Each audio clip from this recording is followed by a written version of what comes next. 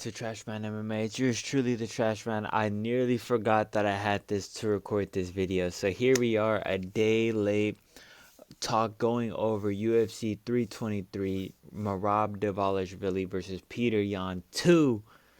Going over the full card, man, and what a fucking card. Anybody who watched it, I don't have to express to you how great of a card this was, how generational of a card this was. What a way to go out on the ESPN deal, man. This was a fucking hoot. Uh, from the main event, man, honestly, the whole main card was kind of banger after banger after banger, besides Blachowicz versus Gushkov. But a lot of the prelims as well, man. I mean, there were some lulls in the action for sure, don't get me wrong. But, I mean, other than that, there was just like performance after performance was just kind of goated. But let's start off with the opening fight of the night, Muhammad Naimov versus Myron Santos. I went for Muhammad Naimov for a 29-28, I believe, over Myron Santos. Myron Santos got it done in the second round with the KO. Can't remember how he gets it done, really, if I'm being honest. All I really remember is maybe a right hand landing on Naimov dropping, and Myron Santos getting the finish. On to the next. Mansour Abdul Malik gets a win over Antonio Trocoli. Antonio Trocoli is ass. He is the worst fighter in the UFC. He is god awful. Like I said, if you're going to take a break from your professional fighting career to play fucking professional poker, you are a dud. You are a troll. You are a joke. You do not belong in the sport. Mansour Abdul Malik, while I predicted him to get a third round to second round KO, he actually got a first round submission, a standing guillotine over Antonio Trocoli. And it was honestly a very vicious looking guillotine. It wasn't like a lot of times people go for guillotines and they're kind of like, yeah, this really looked like he was trying to pop Antonio Trocoli's head off, clean off his body. So good job for Malik from showing just like brutality, kind of. And it was honestly a great finish. Love to see Trocoli get finished within 2 minutes. On to the next. Iwo versus Ebo. Genuinely one of the best sub one of the best sub 2 minutes of my life of all time. This was generational. Was this was it. When you imagine just like two motherfuckers fighting, this is what you imagine. Genuinely, like this wasn't a street fight. This wasn't a boxing fight. This wasn't an MMA fight. This was just a fight. This was just a brawl. This was just two people going in there genuinely trying to see the other out cold. And this was the funnest 90 seconds I've ever had in my entire life. Amazing fight. Iwo gets it done. After getting rocked multiple times, I believe Ibo hurts Iwo first, and Iwo comes back and rocks Ibo for a majority of the time. He was like 2-3 times in a row. Ibo gets one back, then Iwo gets one back as well, and then I believe Iwo gets another one, finishing Ibo out cold with a check left hook or check right hook, and kind of just sets Ibo down, really. Good job. I don't think they're going to get rid of Ebo. I think he's almost like a Terrence McKinney type of fighter. He's just too entertaining to get rid of. And he's had like 1 or 2 first round KOs as well. So I believe he's like 2-4, 2-3 maybe. But either way, he's still really entertaining. I mean, he's giving us scraps like this. To dance, you got to have a dancing partner. So I think this was a perfect fight for Ewo to show off his skills and show off his grit. So good job for Ewo. I got the Muhammad Naimov pick wrong. I got the Malik pick right. I got the Ewo pick right. And then I got this Jalen Turner pick right. Jalen Turner just KOs Edson Barboza. Didn't last too long. He had the disservice of going after the Ewo versus Ebo fight. Even though this fight only lasted like 60 seconds longer, it just made that much of a difference. Even though Jalen Turner was just fucking up Edson Barboza, kind of just how I predicted. I predicted a first round KO for Jalen Turner, and he actually got it done. I was a little skeptical on the first round KO. I thought maybe he could get in the second or third, but he gets Edson out of there in the first, and just sharp shots, or sharp shots. There we go, just sharp shots. He cut open Edson Barboza at the top of the head with like 2 elbows, nasty elbows, and Jalen Turner gets him out of there in the first round. Or just everybody's been saying this to tell Edson to retire. I don't think he's gonna, but he should. He should have retired 5 fights ago. Jalen Turner, good to see him back, but he should move up. Even though he made weight, I didn't see him on the scales or whatnot, but he should move up. Just go to 175, man. Stop killing yourself to get to 155. It's unnecessary. On to the next. Marvin Vettori versus Bruno Ferreira. I was playing Arc Raiders during this fight. I knew this fight was going to be boring, so I just started playing Arc Raiders. And I went Bruno Ferreira, and he supposedly won. Now onto this fight. Nazim Sadikov versus Fares Ziam. Fares Ziam is a fucking beekeeper, which I did not know. What a fucking Chad. But we see significant strikes 31-4, bro. That is fucking insane. And even more of a difference from the total strike, 76-7. I believe there's a round where Nazim didn't land one single shot. Or maybe I'm tripping. Yeah, he landed shot. Oh, it was the first round where he didn't land a single significant strike. Good job, man, for Nazim. I mean, for us. I predicted like a KO, but I didn't expect ZM to come out this fight with such a grappling heavy game plan. I thought he was going to be out there quick on the feet, sharp on the feet, 1-2s down the middle, teeps up the middle, just stuff like that. Step in knees, maybe a head kick here and there, front kicks, stuff like that. Stuff up the middle to get Nazim's head off the center line, but make his body complacent. But he takes a grappling heavy approach, takes Nazim down at any single chance he gets, and just ragdolls him, controls him for so long. And in the final seconds of the second round, just like he did against Matt Favola, man, it's in those moments where you don't think as much is going to happen. It's in those moments that you drill so often that you can't really attack your opponent because it is just a drill. It is those moments where you are so used to things not happening and things transitioning a certain way where Ziam catches you. It's off the break. It's off that slight second of, okay, we're breaking. Nazim's attacking. You're breaking while Ziam's attacking. And I believe that is one of his best attributes, best skills that Ziam has. And here again at the final seconds, you already heard the clicker going on. You already heard the round's about to end. You're probably counting it down in your head as well. And Azim just hits you with 2 brutal elbows back to back and then follows up with left hooks and your face is on the canvas and the ref stepping in. Do I think it was a bad stoppage? Yes. I believe that if you're going to let the fight hit the middle of the round, then give the opponent that is concussed, give them the 10 seconds to get up. That is the rule. You abide by the rules. You don't let the round finish and then decide to step in. No. If the round finishes, then you give them 10 seconds to get to their feet and walk to their corner. If they cannot do that, then that's when you step in and stop the fight. You do not step in between those moments.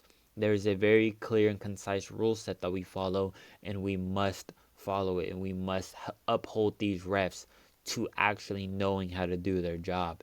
So I think it was a bad stoppage. I think Nazim I think Nazim should have been given the opportunity to see the third round, seeing as that it was already almost there. And like I said, the round was already over. They put 4 minutes and 59 seconds here. That is not what happened. Mark Herzog, or whatever his name is, he stepped in after the bell had sounded. So if the bell sounds, you let him go to you give him the opportunity to go to the next fight. But whatever, Nazim gets it done. Not Nazim, Ziam. Jeez Louise. Macy Barber versus Karine Silva. I was playing Arc Raiders. Yeah, I was playing Arc Raiders. I saw Silva had like illegally upkicked Macy Barber like twice, and I seen the second one was pretty brutal. Uh, they should have taken a point, but they didn't. Um, and Macy Barber wins. Tight shit. On to the next. Terrence McKinney versus Chris Duncan. My boy, my Scottish goat, my Scottish goat, and my hood goat, Terrence McKinney versus Chris Duncan, man. What a fight. This was honestly, this was great. This was great. This was amazing. This fight doesn't get enough shine as it deserves. This fight was amazing. This fight was fucking phenomenal. Terrence McKinney goes out there like a bat out of hell, speed mogs Chris Duncan, absolutely just torches him in the speed attributes, rocking him. Chris Duncan's rocked here and there. He's falling over. I'm picking Chris, and I'm like, dude, Terrence McKinney is fucking lightning fast. Lightning fast. I think where he fucks up is he gets really overzealous and he really tries to get the finish. But if he just stays with this speed and doesn't really get too antsy on the feet with his foot movement, I think he could be a real problem. But he got really antsy. He allowed Chris Duncan to kind of just build himself back up. Terrence McKinney doesn't really have, the rock solid hands to go with his lightning fast speed, but he doesn't really need it. He could get a lot of opponents out with the speed alone, and he nearly did that to Duncan multiple times. Duncan was drunk driving out there. He did not know where he was at, and Terrence McKinney, I think there might have been some grappling exchanges he could have gone with, but Chris Duncan gets a hold of him. I can't remember what he gets. I believe he gets a rear naked choke. No. He gets a Darce choke. He hurts Terrence McKinney with a brutal right elbow. They're in the clinch, and Duncan throws the meanest right elbow you've ever seen right on the temple of McKinney. McKinney falls down to his knees. He gets back up, falls back down, all while Chris Duncan is raining shots on him. And I thought they were going to stop the fight because there was a lot of unanswered shots on the end of McKinney. He was covering up, face in the corner of the canvas, pressed up against the fence. He'd work his way back up to his feet, and then he'd drop back down to his knees. And that happened about 2 or 3 times for McKinney. I thought the third time that they would for sure step in, and I was actually calling for the refs to step in because I felt like it could have been stopped a lot sooner. I feel like McKinney took a lot of unnecessary damage, but Chris Duncan switched from the shots. He was like, damn, bro, what is it going to take for the ref to fucking step in here? So he causes a scramble, gets Terrence McKinney in a Darce choke, which is honestly very good to submit Terrence McKinney. You can knock him out for sure, but lots of people have. And he's kind of a wizard on the ground. He's a good wrestler. He's a good grappler. And for somebody to submit him, even while him being concussed, it is still an amazing feat. So good job from Chris Duncan. Especially in a world where he's not probably the most well-versed. Good job for Chris Duncan to get this first-round submission over Terrence McKinney. It was a great fight and a great win for Duncan. On to the next. Grant Dawson versus Manuel Torres. Grant Dawson, baby chin. Baby chin. Baby chin. It would probably be, I'm not going to say that, but baby chin. He does not have a chin. He does no neck workouts whatsoever. I don't even know. Maybe it's fucking genetics. Who knows, man?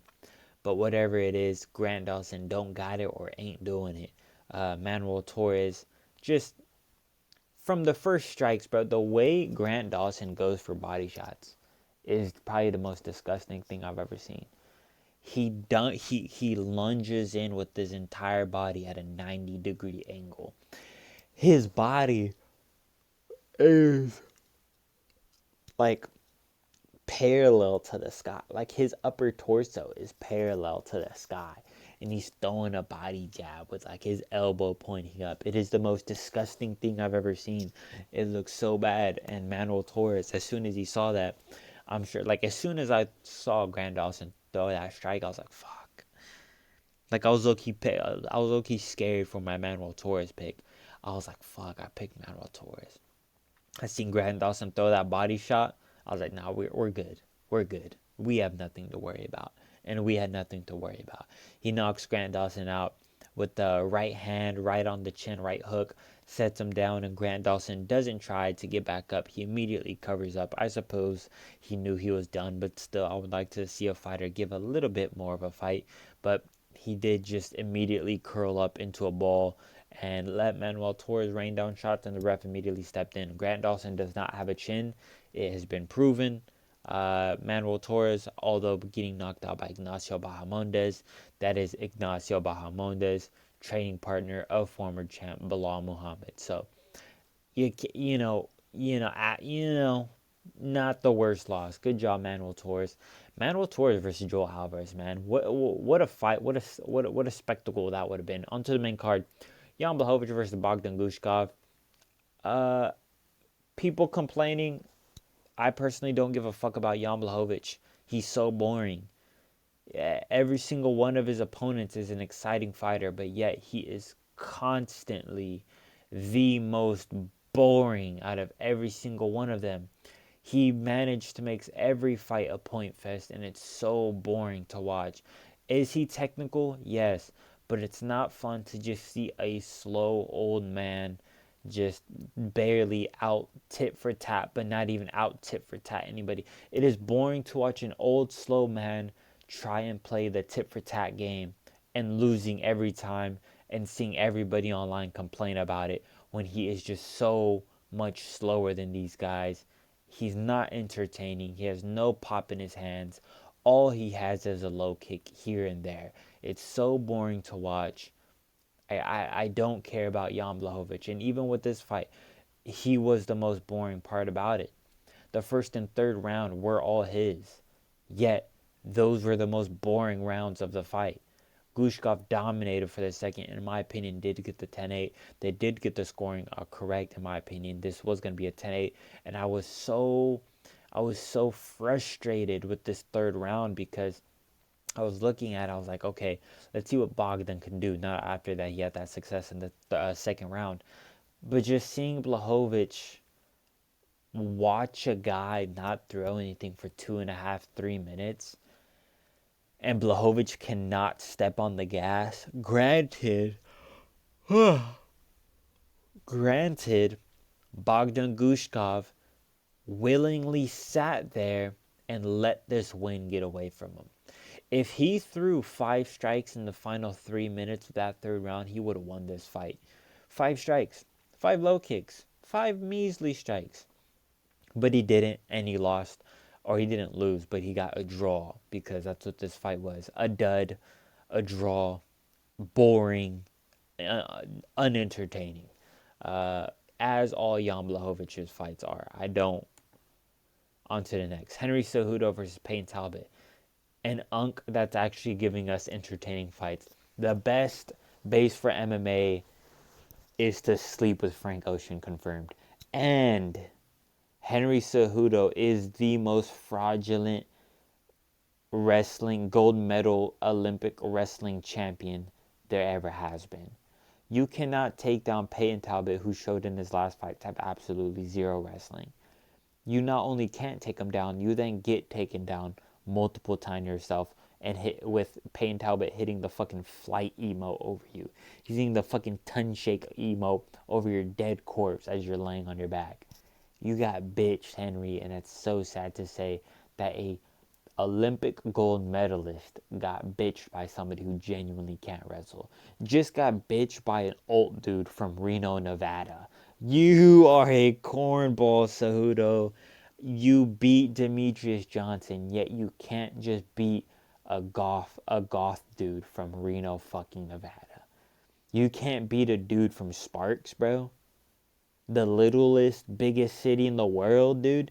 You can't beat that cornball. I can't believe you, Cejudo. You let me down majorly. A gold medal for what?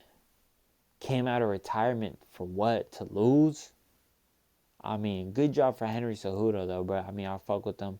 I fucked with all his fights. You know, he had some entertaining scraps for sure. And this was definitely a way to go out, man. This was definitely a way that you want to be remembered by the people loved. because it was a great scrap. He showed a tremendous heart. He got rocked in the first, and that is something hard to do to Cejudo. It's hard to hurt him. It's hard to rock him. So good job for Talbot for being able to do that, and good job for Cejudo, man, for sticking it out, man. This was a tough opponent that he did not need to take on. He could have asked for Ronnie Barcelos, who deserves a higher matchup. Just how good is Ronnie Barcelos? Just how good is the guy that dominated Payne Talbot? Just how good is he, man?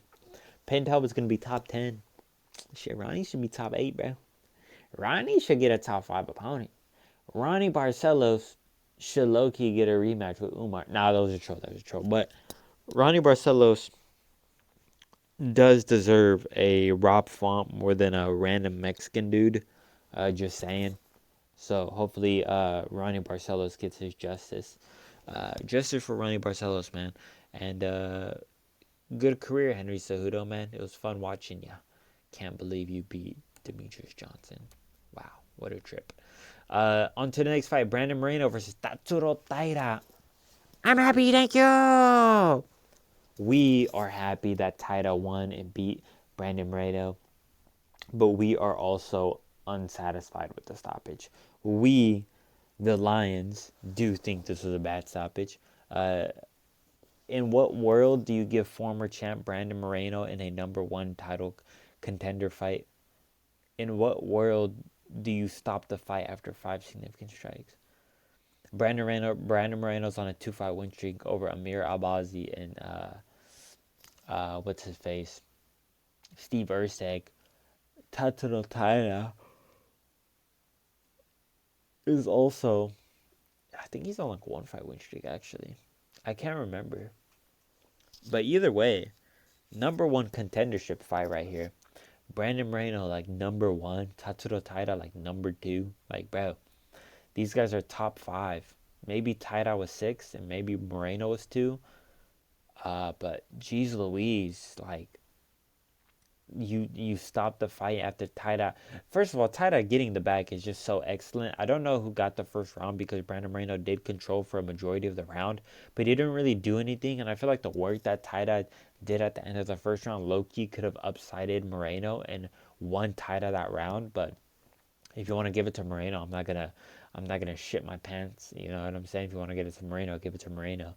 I feel like I'm slightly leaning Taira, but whatever, it is what it is. Like, not like it mattered anyway. Taira gets his back in the second round. He's an excellent back taker, bro. The best in the game. Second to only Pantoja, man. He's excellent with it. Gets the back. Both hooks in immediately, then transitions to a body triangle. Good job from Taira. And he just puts on a working. I believe he goes for a submission a couple of times, a couple of rear naked chokes, but then he just flattens him out, Moreno, with his belly down to the canvas, and he starts unloading shots on the ear and behind the ear of Moreno. Granted, it was only like 5 to 10, but I don't think it was enough to step in and stop the fight, personally. But Taira gets the win still, whatever. Great job from Taira. On to the next, on to the co-main event, Alessandro Pantoja versus Joshua Van.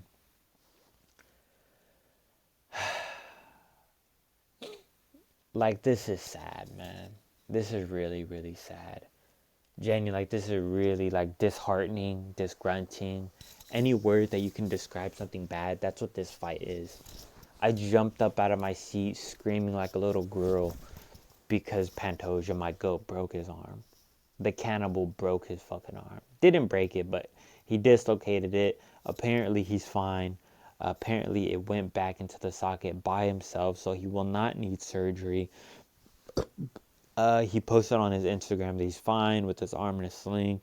Caption being that he'll be back sooner than you think. So I actually don't think we're gonna see the Van versus Taira fight. I do think we're gonna see the Van versus Pantoja fight.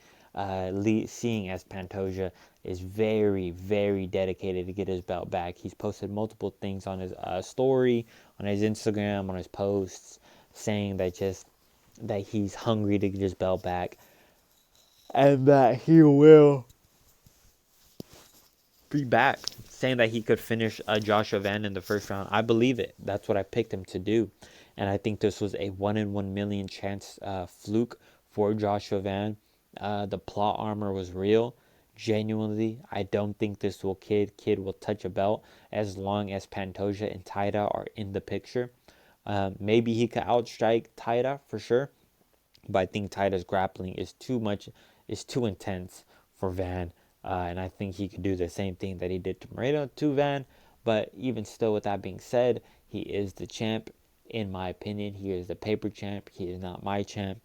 The real champion of the world is Alessandro the Cannibal Pantoja, as he has never been beaten in his title streak. He has only gotten fluked by a random 1 in a million elbow combustion. But good job, Van, for completing your dreams at 24 years old, the second youngest champ in the UFC. What a stud. What a guy. I'm still a fan. I just didn't like the outcome of the fight, personally. On to the next fight, on to the main event. Man, this was crazy. This is crazy. This was a generational fight. Peter Yan versus Merab Dvalishvilli. Peter Yan upsets everybody, especially Merab, and gets the fucking unanimous decision, man. So two judges had it 39 or 49, 40, 46, and one judge had it 48, 47. I don't see how you can give. Sorry, I don't see how you could give a single round to Merab, let alone two. Funny enough, I actually thought he could have won the second round. I know a lot of people say that he won the first round and lost the second round, and I believe even on the judges' scorecards, that's the way it's resembled. But I thought first round was a pretty clear Yan round, personally, and I thought Merab maybe, if you were grasping at hairs and straws, maybe could have won the second round, even though I didn't think he did. I genuinely thought it was 5-0, and I do think any other scorecard is wrong, especially a 38, a 48-47. I believe a 50-45 or 50-46 are the only, or 49-46 are the only acceptable scorecards. But I mean, if you want to give 2 Yans to Merab, I mean, the fix was in. You genuinely have to be a different level of fighter to really put a whooping to solidify your win nowadays. This is not a good look for the UFC. But Peter Yan just gets it done. Breaks up Merab, breaks his nose, lands body kicks, has Merab screaming in pain. And yeah, just puts a brutal beat down on Merab, takes him down multiple times. I believe Merab got 2 takedowns after shooting 29. That is nearly 30 takedowns that Merab attempted and only got 2. With Peter Yan getting 5 out of his 9 takedowns, I believe that's the stat. Yes, it is right there on my computer. 5 out of 9 takedowns. What a goat, man. What a goat. Lucas Tracy is somewhere screaming about his GOAT getting in the top 10. Top 10 is crazy. If you want to put him top 20, you can. Top 15, I'm going to call you a glazer, but I'll allow it. Top 10, I just can't. If this guy in the top 10, I just can't, man. That's something I cannot do, respectfully. But good job for Peter Yan getting his belt back after 5 fucking years. After 5 years, he got his belt back, man. What an awesome outcome for Peter Yan. What an awesome game plan. Maybe the weight cut was too much for Merab for a 4th time this year, but I don't want to make it all about that. But I do believe you can look into that a little bit and maybe make your own, opinion of how that affected him, if it did at all. But that was the video, guys. If you liked the video, leave a like. Subscribe if you're new. Comment down below. Let me know what you thought about my picks. What were your picks? I believe overall I went 8-3 or 8-4-1, something like that, or 8-5-1. I don't really remember. I want to say 8-5-1 is what my final prediction was, because there was 14 fights. Yes, I must have went 8-5-1 or 9-4-1, but I can't remember. But I'm pretty sure 8-5-1. That was my record for this card. Not as good as the last card, but for all the upsets, I'll begrudgingly take it. So that was a video, guys. If you like it, yeah, subscribe. Appreciate y'all. Follow my Instagram. Follow my Twitter. I'll be here tomorrow with the Fights to Make video. Deuces.